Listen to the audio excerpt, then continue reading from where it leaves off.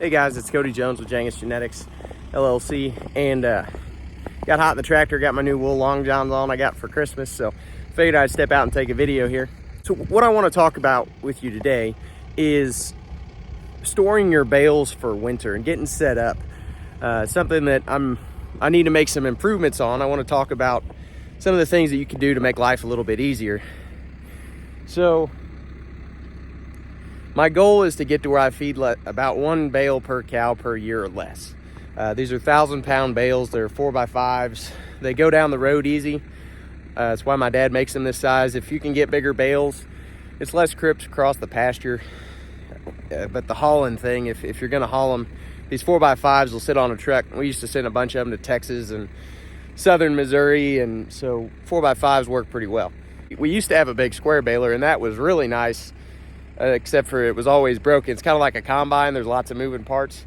And finally it caught on fire about the 6th time in 2 weeks, and Dad said, look, buying another one's like $350,000, but we can go trade this thing in on 2 round balers and come out pretty square. And so that's what we ended up doing. One thing I haven't ever tried, but I think there's probably some value in it. I see Greg Judy talking about putting his bales up on boards, of course, or logs. Of course, then you got to go take the time to cut down logs, and maybe someday I'll get there. But right now I'm a one-man show, so this is my bale lot, and I don't like doing this for a few reasons. What I would like to do, if I had my ruthers, and what I'll probably do in the future, especially if I'm not feeding a whole bunch of bales. So it's easy having a bale lot. We haul them in. It's cheaper. We haul them in with semis when it's real dry in the summertime, and then we drop them off here. There is some concrete under here, or some rock here, like a driveway. So about a quarter of this is what the guy that before me used to feed, or 2 guys before me. My dad and grandpa ran this before me, I guess. So 3 generations of cattle feeders back here. They probably only fed 25 or 50 bales a year. So that's how this was designed. Last year I had 350 bales here. I think this year I've got about 400 here. So it's a lot of hay. And I'm not gonna feed it all on this farm, and my goal is to send most of it back to my dad. But a few problems with having a bale lot is you are gonna have some waste on the bottom of your bales the longer they sit. So if you're going to have your bales outside, and barns are expensive, that's not something I'm interested in putting together right now. Eventually, honestly, having a bale barn, I think there is value in that. I know it's a capital expense, but if you ever get enough money to put together and you just need a project, I think it would add value as far as being able to store them. You could buy your high quality hay, whatever you're feeding, and then you could get it in the summer when it's cheaper, and it'll last you a couple of years. Whatever you don't use, you just feed first. But you can see we've got some waste on this bale. So one of the biggest things that you can do if you're gonna store hay like this is make sure it's not touching. So Dad brought in a semi, and then he was nice enough, he had a skid loader over here unloading the semi, so he helped me bunch them. And those skid loaders, sometimes it's just difficult, but you can see these bales here touching. So all that snow, all that water, we haven't had a lot this year, but every drop of rain and every bit of snow is gonna melt down in there and sit and rot that bale.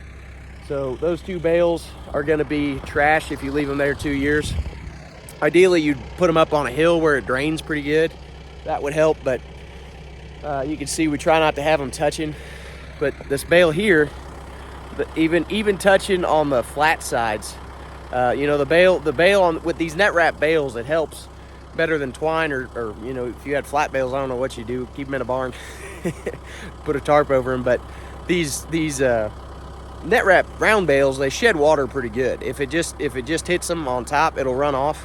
Of course, then you get the waste on the bottom where the water sits and soaks in. But if these bales have been touching, and I am seeing a little bit of mold, just surface mold, probably not going to hurt anything. You might want to check it out deeper if you're going to feed it to sheep. But yeah, so anywhere your bales are touching, there's potential for mold. There's going to be heat, there's going to be moisture that's sucked in there, and you're going to have the potential for mold. So you can see we didn't do a very good job placing these, and next year hopefully we won't have to have as many bales.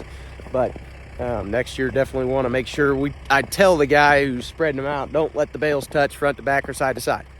It's probably going to be, I don't know, 5-10% waste, which on 400 bales, that's a lot of waste, especially when they're worth, you know, $60 to $100 a bale. Some other things. So what I would like to be doing is I'd like to get them all in here, and then I would like to spread them out around the farm. Of course, here I'm going to be loading them on a trailer, taking them 18 miles to my other farm, or sending them back to Dad so he could feed them in the springtime.